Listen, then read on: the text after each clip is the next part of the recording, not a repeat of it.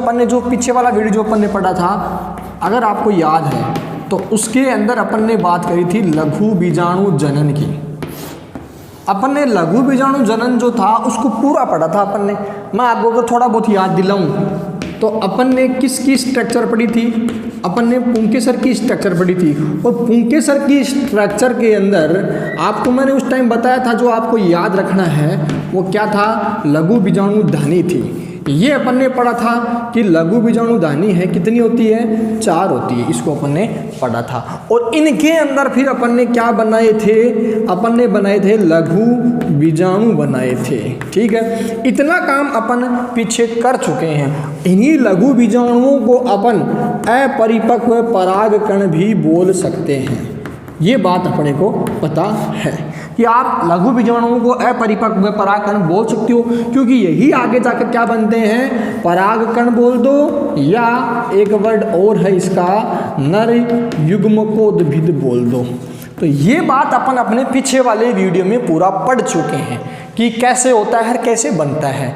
आज मैं आपको बताऊंगा, अपन ने पीछे पढ़ा नर युग्मक के रूप में परागकण या नर युग्मकोद्भिद। आज अपन पढ़ेंगे जो अपना टॉपिक है आज का, उसको बोलते हैं गुरु बीजाणु जनन या मादा युग्मकोद्भिद के विकास की प्रक्रिया। पीछे वाले में अपन ने क्या बनाया था, परागकण या लघु बीजाणु बनाया था, लघु बीजाणु बनाया था या अपरिपक्व परागकण। अभी परागकण पूरा तैयार नहीं हुआ, आज पढ़ेंगे कैसे तैयार होगा। आज अपन पढ़ेंगे गुरु बीजाणु जनन बोल दो या मादा युग्मकोद्भिद के विकास की प्रक्रिया बोल दो। तो पीछे वाले में अपन ने पुंकेसर को पढ़ा था, तब अपने समझ में आया था कैसे बन रहा है, ये पूरी प्रोसीजर थी। आज अपन पढ़ेंगे यहाँ पर गुरु बीजाणु बनाने के लिए या मादा युग्मकोद्भिद बनाने के लिए स्त्रीकेसर की संरचना, क्योंकि अपन ने उस दिन पढ़ा था पुंकेसर, आज अपन पढ़ेंगे स्त्रीकेसर। सीधा सा मतलब है कि नर युग्मक जो है उसके लिए आप क्या पढ़ोगे, आप पुंकेसर पढ़ रहे हो। तो मादा युग्मक के लिए क्या पढ़ेंगे, तब आपको ध्यान रखना है क्या पढ़ेंगे, स्त्रीकेसर अपन पढ़ेंगे।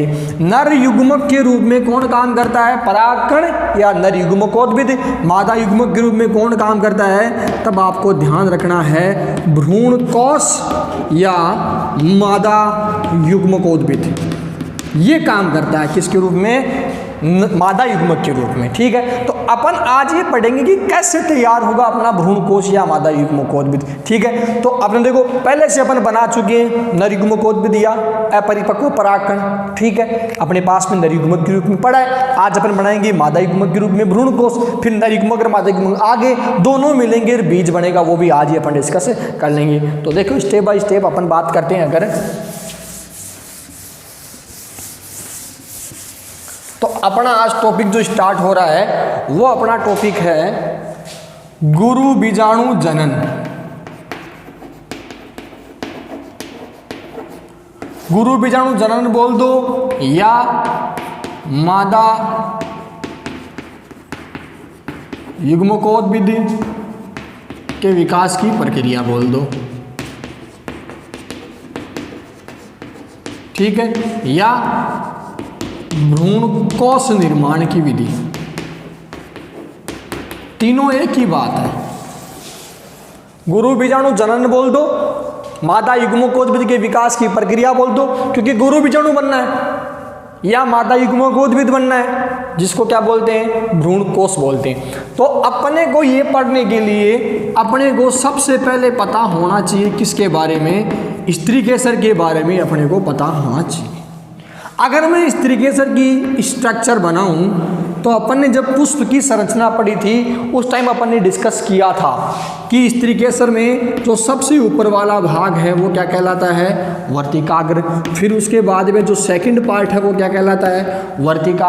और सबसे नीचे वाला जो पार्ट है वो क्या कहलाता है, अंडाशय। कहने का मतलब है कि स्त्रीकेसर के अंदर 3 भाग हैं, सबसे ऊपर वर्तिकाग्र, उसके बाद में वर्तिका और सबसे नीचे क्या है, अंडाशय। ये 3 पार्ट हो गए किसमें, स्त्रीकेसर के अंदर।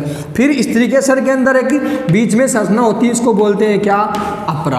क्या बोलते हैं, अपरा। इस अपरा पर कुछ संरचनाएं लगी हुई होती है जिनको आपको नाम ध्यान रखना है। इन संरचनाओं को बोला जाता है बीजांड। क्या बोलते हैं? बीजांड। सबसे काम की बात यही है, इस बीजांड का जो है एक दूसरा नाम होता है और उस दूसरे नाम को बोलते हैं गुरु बीजाणु धानी। अपनी काम की बात यही है। देखो, जब अपन ने परागकण या नर युग्मकोद्भिद बनाया था तब अपन ने बात करी थी लघु बीजाणु धानी की। आज जब अपन भ्रूणकोश या मादा युग्मकोद्भिद बनाने जा रहे हैं तब अपन बात करेंगे गुरु बीजाणु धानी की, जिसका नाम क्या है? बीजांड। यानी बीजांड को क्या बोल रहे हो आप? गुरु बीजाणु धानी बोल रहे हो, ठीक है ना। तो अपन ने वहां लघु बीजाणु धानी को समझा था, उसमें 4 परतें आई थी। सबसे बाहर थी एपिडर्मिस, उसके बाद में एंडोथीसियम, उसके बाद में मध्य भित्ति परत, सबसे नीचे क्या थी? एपिडर्म। 4 परतों के बाद में नीचे अपन ने बात करी थी ना, लघु बीजाणु बनाया था। आज अपन बात करेंगे गुरु बीजाणु धानी या बीजांड की, ठीक है। क्योंकि अपन को क्या बनाना है? गुरु बीजाणु बनाना है। यहाँ पर, वहां पर लघु बीजाणु बनाया था, यहाँ पर क्या बनाएंगे? गुरु बीजाणु बनाएंगे। तो मैं इस एक बीजांड की स्ट्रक्चर अगर निकाल के समझूं, जैसे आपने एक लघु बीजाणु धानी को पढ़ा था वहां पर, वैसे अपन यहाँ पर एक बीजांड को पढ़ेंगे। तो एक बीजांड को लेकर अपन अगर समझें तो बीजांड की संरचना कुछ ऐसी होती है। ऊपर की साइड जो भाग होता है इसको बोलते हैं बीजांड द्वार। नीचे की साइड में जो भाग होता है इसको बोलते हैं निभाग। इसमें 2 होते हैं अध्यावरण, एक होता है बाह्य अध्यावरण, एक होता है आंतरिक अध्यावरण। ये 2 हो गए अध्यावरण, ठीक है। ऊपर वाला भाग बीजांड द्वार, नीचे वाला निभाग हो गया। कि किसकी संरचना पढ़ रहे हैं अपन? आपको ध्यान रखना है किसकी संरचना है? ये बीजांड की संरचना है ये, ठीक है। अब देखो, इस बीजांड में जो ऊतक होगा, उस ऊतक का अगर मैं नाम बताऊं आपको तो यहाँ पर आपको ध्यान रखना है गुरु बीजाणु जन ऊतक। क्योंकि बीजांड का दूसरा नाम क्या है? गुरु बीजाणु धानी है। गुरु बीजाणु धानी को पढ़ रहे हैं अपन, बीजांड को पढ़ रहे हैं अपन। तो इसके अंदर जो ऊतक होगा वो क्या होगा? गुरु बीजाणु जन ऊतक। अब इस ऊतक में बहुत सारी कोशिका होगी। मैं एक कोशिका लेके चलता हूं, मैं मान रहा हूं कि ये एक कोशिका है, तो इसमें जो कोशिका हो जाएगी उसका नाम क्या हो जाएगा?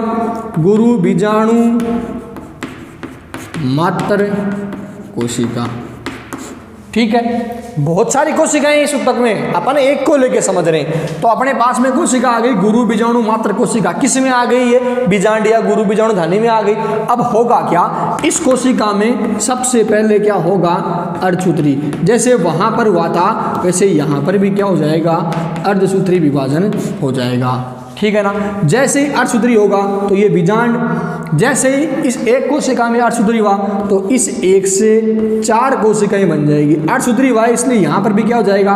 एन हो जाएगा, 2n का। 4 कोशिकाएं बन गई और इनको अपन क्या बोलते हैं? गुरु बीजाणु। जैसे वहां पर अपन ने लघु बीजाणु बोला था वैसे यहाँ पर क्या बोलेंगे? गुरु बीजाणु।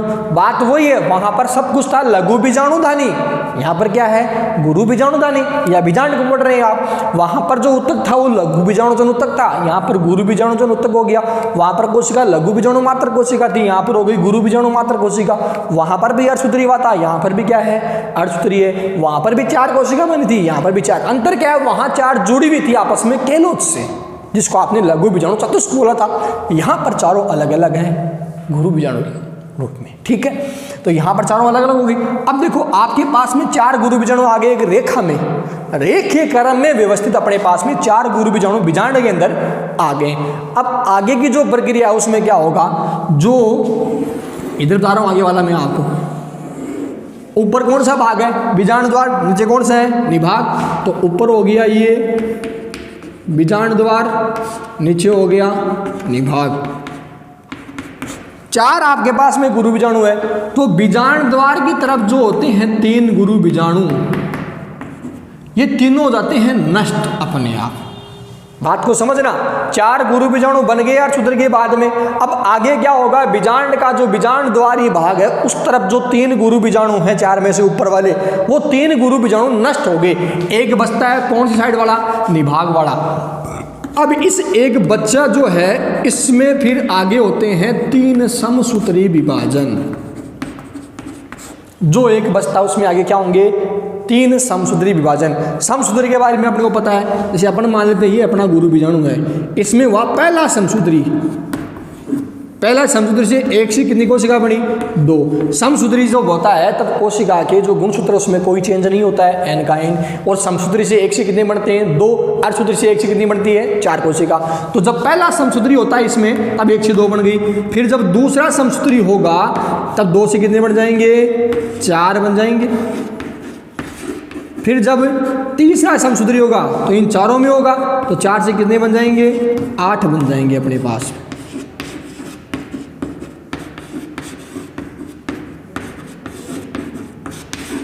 कहने का मतलब है कि जब एक गुरु बीजाणु शेष रहता है निभाग वाला तो उसमें 3 समसूत्री विभाजन होते हैं, जिससे 1 से कितने बन जाते हैं? 8 कोशिकाएं आ गई है आपके पास में। ठीक है, तो ये 8 आ गई। ये मैंने आपको समझाने के लिए बताया कि कैसे होता है। तो अब जो एक था इसमें कितने बन गई है? 8 बन गई है 1 से, जिसमें 4 तो ऊपर एडजस्ट हो गई और 4 नीचे की साइड एडजस्ट हो गई, यानी 4 बीजांड द्वार की तरफ, 4 निभाग की तरफ। फिर क्या होता है? 4 में से 1 ऊपर वाले में से, 1 नीचे वाले में से, दोनों बीच में आ जाते हैं। ठीक है, अब देखो जो निभाग है उस निभाग की साइड जो कोशिकाएं होती है 3, इनको बोला जाता है प्रतिमुखी, या एक नाम और है इसका प्रतिव्यासांत कोशिकाएं। क्या? प्रतिमुखी या प्रतिव्यासांत कोशिकाएं निभाग की साइड में जो होती है वो। ऊपर वाली जो 3 है इसमें बीच वाली का नाम तो होता है अंड कोशिका, और 2 साइड वाली जो होती है इनको बोलते हैं सहायक कोशिका। अंड कोशिका और सहायक कोशिका दोनों को साथ में बोला जाता है अंड उपकरण या अंड समुच्चय। ये आपको ध्यान रखना है। बीच वाला जो है, जब 2 अलग कोशिका है, देखो 2 अलग कोशिका है ना, इस टाइम इनको बोलते हैं ध्रुवीय केंद्रक। बात को समझना, मैं दोबारा बता रहा हूं। आपने पढ़ा गुरु बीजाणु धनी या बीजांड को, तो उसमें जो उत्तक गुरु बीजाणु धन उत्तक हो गया, उसमें कोशिका गुरु बीजाणु मात्र कोशिका हो गई। उस गुरु बीजाणु मात्र कोशिका में अर्धसूत्री विभाजन हुआ। उस अर्धसूत्री विभाजन से 1 कोशिका से 4 आपके पास में आए गुरु बीजाणु। उन 4 में से बीजांड द्वार की साइड जो 3 होते हैं वो हो जाते हैं नष्ट। 1 बचता है निभाग की साइड वाला। उस एक बचे हुए गुरु बीजाणु के अंदर 3 समसूत्री विभाजन होते हैं, जिससे 8 कोशिका मिलती है, 4 ऊपर और 4 नीचे हो गई। फिर उन 8 कोशिकाओं में से 2 कोशिका बीच में जाती है, 3 ऊपर और 3 नीचे। नीचे जो 3 कोशिकाएं उनको बोल दिया प्रतिमुखी या प्रतिव्यासन कोशिकाएं। ऊपर वाले 3 में बीच वाली 2 अंड कोशिका है, साइड वाली 2 क्या हो गई? सहायक कोशिका। दोनों को साथ में मिला क्या बोल दिया? अंड उपकरण या अंड समुच्चय। बीच वाली जब 2 कोशिकाएं अलग अलग है उस टाइम उसका नाम है ध्रुवीय केंद्रक। लेकिन बाद में कंडीशन क्या आएगी?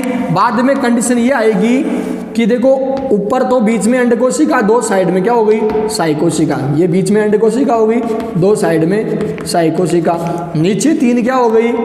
प्रतिमुखी कोशिकाएं। बीच में जो अलग अलग कोशिकाएं हैं वो कोशिका तो हो जाएगी, एक केंद्र क्या रहेंगे? 2। उस टाइम इसका नाम चेंज होके क्या हो जाएगा? द्वितीयक केंद्रक। ये बात आपको ध्यान रखनी है। ये काम कब होगा? ये काम होगा जब परागकण की परागनली पास में आएगी, अभी आएगा आगे। लेकिन आपको ये याद रखना है कि बीच में जब दोनों अलग अलग कोशिकाएं, उस टाइम पर नाम है ध्रुवीय केंद्रक। कोशिका 1 हो जाएगी, केंद्रक 2 रहेंगी, उस टाइम नाम हो गया द्वितीयक केंद्रक। इस संरचना को बोला जाता है भ्रूण कोश या मादा युग्मकोद भिद, जिसमें कोशिका कितनी है? 1 2 3 ऊपर, 3 नीचे, 6, 1 बीच में, 7, यानी 7 कोशिका। केंद्र कितने हैं? 3 कोशिका में 3 ऊपर, 3 नीचे, 6, और बीच में कितने केंद्रक है? 2। केंद्र कितनी हो गई? 8। तो अपन कह सकते हैं 7 कोशिकीय 8 केंद्रकीय संरचना क्या कहलाती है? भ्रूण कोश या मादा युग्मकोद्भिद, जो क्या काम करता है? मादा युग्मक के रूप में काम करता है। तो अपन ने यहाँ बनाया है क्या आज? मादा युग्मक के रूप में भ्रूण कोश या मादा युग्मकोद्भिद बनाया है। लघु बीजाणु पहले से बना पड़ा था, अब बात को समझना। ये चीज़ आप नोट कर सकते हो, अगर चाहो तो स्क्रीनशॉट ले लो, उसके बाद आप उसको बना लेना। पहले स्क्रीनशॉट ले लो, उसके बाद आप बना लेना इसको।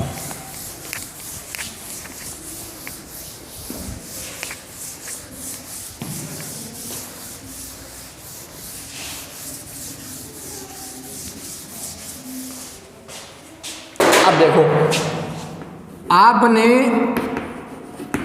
नर युग्मक के रूप में क्या पढ़ा, अपन ने पढ़ा लघु बीजाणु बनाया। बनाया कहाँ पर, तब ध्यान रखना आपको, कहाँ पर बनाया था आपने इसको, लघु बीजाणु धानी में बनाया था। और लघु बीजाणु धानी कहाँ पर थी, अगर मैं याद दिलाऊँ आपको, पुंकेसर में थी, ठीक ना। पुंकेसर में जो लघु बीजाणु धानी थी उसमें क्या बनाया आपने, लघु बीजाणु बनाया जो नरयुग्मक के रूप में था। यही लघु बीजाणु जो था उसको आपने क्या बोला था, अपरिपक्व परागकण, जो आगे जाकर क्या बनेगा, परागकण बोल दो या नर युग्मकोद्भिद बोल दो, ठीक है। अब देखो आपने जो लघु बीजाणु बनाया था, अगर आपको मैं याद दिलाऊं, इस लघु बीजाणु में दो कोशिका थी, छोटे वाली क्या थी, जनन कोशिका, और बड़े वाली क्या थी, कायिक कोशिका, यही थी। बार परत थी स्पोरोपोलिन की, कुछ जगह पर जमा नहीं हुआ था, वहां पर जनन छिद्र बना था, ठीक है। जहां पर स्पोरोपोलिन जमा नहीं होता वहां क्या बना था, जनन छिद्र। बाहर वाली परत जो थी उसको नाम दिया आपने क्या, एक्जाइन, और अंदर वाली परत को नाम क्या दिया था आपने, इंटाइन। अंदर वाली बनी होती है पैक्टिन और सेलुलोज की। इतना अपन ने पढ़ रखा है। ये कहाँ बना, लघु बीजाणु धानी के अंदर बना, ठीक है। आज अपन ने क्या बनाया है, आज अपन ने बनाया है मादा युग्मक के रूप में, किसको बनाया है आपने, भ्रूण कोश बोल दो या मादा युग्मकोद्भिद बोल दो। कहाँ बनाया आपने ये, गुरु बीजाणु दानी में, यानी किस में बनाया, बीजांड के अंदर। आज अपन ने ये बनाया है, जिसमें क्या है अपने पास में, ऊपर 3 कोशिका, बीच में 1 कोशिका, नीचे 3 कोशिका। नीचे जो 3 कोशिका है उनको बोला आपने प्रतिमुखी या प्रतिव्यासांत कोशिकाएं, बीच वाले को आपने क्या बोला, द्वितीयक केंद्रक, और ऊपर बीच में जो है उसको आपने बोला अंड कोशिका, और साइड में जो 2 है उनको आपने बोला सहायक कोशिका। अंड कोशिका और सहायक कोशिका को दोनों को साथ में आपने बोल दिया अंड समुच्चय या अंड उपकरण। इतनी बात अपन कर चुके। तो अपने पास में ये जो संरचना है 7 जिसमें कोशिका है, 8 क्या है, केंद्रक है, उसको आपने बोला भ्रूण कोश या मादा युग्मकोद्भिद। यह आपने बना लिया मादा युग्मक के रूप में। आज पीछे वाले वीडियो में आपने बनाया नर युग्मक के रूप में लघु बीजाणु या परिपक्व परागकण, जो ये था, जिसमें 2 कोशिकाएं, एक जनन छिद्र है, बाहरी परत एक्जाइन जो स्पोरोपोलिन की बनी हुई है, और अंदर वाली परत इंटाइन जो पैक्टिन और सेलुलोज की बनी हुई है। इतना काम आप कर चुके हो। अब देखो बीज जो बनेगा ना, वो बीज कैसे बनेगा उस चीज को आप समझना। ये जो बनाया है आपने, ये कहाँ बनाया है अगर मैं आपको बताऊं तो, स्त्रीकेसर के अंदर जो बीजांड था, मैं एक बीजांड ले लूं अगर, ये देखो बाहर क्या है, अंडाशय, ये क्या हो गया, बीजांड, बीच वाला भाग क्या है, वर्तिका, और सबसे ऊपर वाला भाग क्या हो गया, वर्तिकाग्र, ठीक है। तो बीजांड के अंदर आपने क्या बनाया है, भ्रूण कोश बनाया, जिसमें 1 अंड कोशिका, 2 सहायक कोशिका, बीच वाला द्वितीयक केंद्रक, यही बनाया ना आपने, यहां बनाया है, ठीक है, ओके। ये जो बना था ये कहाँ बना था अगर आपको याद दिलाऊं मैं, पुंकेसर, ये लघु बीजाणु धानी यहां बना था, ये बना था ना। अब बात को समझना, होता क्या है, जब पानी गिरता है पौधे के ऊपर, तो ये पुष्प था, पुष्प का भाग है पुंकेसर, यहाँ पर गिरा, वो पानी अंदर गया, ठीक है। अंदर जाने के बाद में लघु बीजाणु धानी में आपने एक परत पढ़ी थी एंडोथीसियम, अगर आपको नाम याद है, कौन सी, एंडोथीसियम। मैंने बताया था इस एंडोथीसियम में क्या होता है, अल्फा सेलुलोज, ये पानी को अवशोषित करेगा, तो ये परत फूलेगी, फूलने के कारण जो लघु बीजाणु इसके अंदर है वो स्टोमियम से बाहर निकल जाएंगे, यानी लघु बीजाणु है वो ये बाहर आ गए यहाँ पर, आ गया, जिसमें एक जनन कोशिका और एक कायिक कोशिका। अब ये वायु में उड़ता हुआ जाता है किस पर, इस वर्तिकाग्र पर आ जाएगा। तो ये अपना लघु बीजाणु इस वर्तिकाग्र पर आ गया, आ गया। वायु परागण से, वायु द्वारा परागण हो गया, यानी एक पौधे के पुष्प से पराग कण है उड़ता हुआ कहाँ जा रहा है, दूसरे पौधे के पुष्प पर। लेकिन याद रखने वाली बात, पुष्प एक ही जाति का होना चाहिए, अलग जाति का नहीं, क्योंकि आप पढ़ोगे टॉपिक आएगा।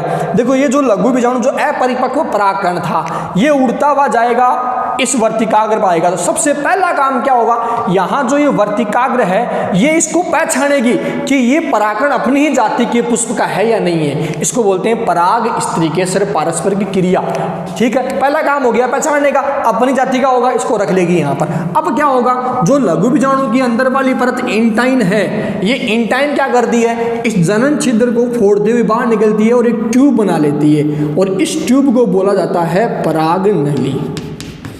जैसे ही इंटाइन जनन छिद्र से होती हुई बाहर निकले ट्यूब पराग नली बना लेगी, तब ये जो नाम है लघु बीजाणु का, ये क्या कहलाता है, परागकण या नर युग्मकोद्भिद। पहले चीज जो आपको मैंने नहीं बताई है उस वीडियो के अंदर, कि जो लघु बीजाणु था जिसमें 2 कोशिकाएं हैं, या अपरिपक्व परागकण था, वर्तिकाग्र पर जाने के बाद जब पराग नली बना लेगा तब उसको क्या बोला जाएगा, परागकण या नर युग्मकोद्भिद बोला जाएगा। पहला काम तो ये हो गया। फिर क्या होता है, इसमें जो जनन कोशिका है, इस जनन कोशिका के अंदर समसूत्री विभाजन होगा यहाँ पर, और जैसे ही जनन कोशिका में समसूत्री विभाजन होता है, अपने को पता है समसूत्री विभाजन से एक से कितने बनते हैं, 2, तो इसका जो एक केंद्रक है वो उसके कितने बन जाएंगे, 2 केंद्रक बन जाते हैं। ये दोनों केंद्र जो जनन कोशिका वाले हैं वो इस पराग नली में नीचे आ जाते हैं, और इनको बोला जाता है नर केंद्रक।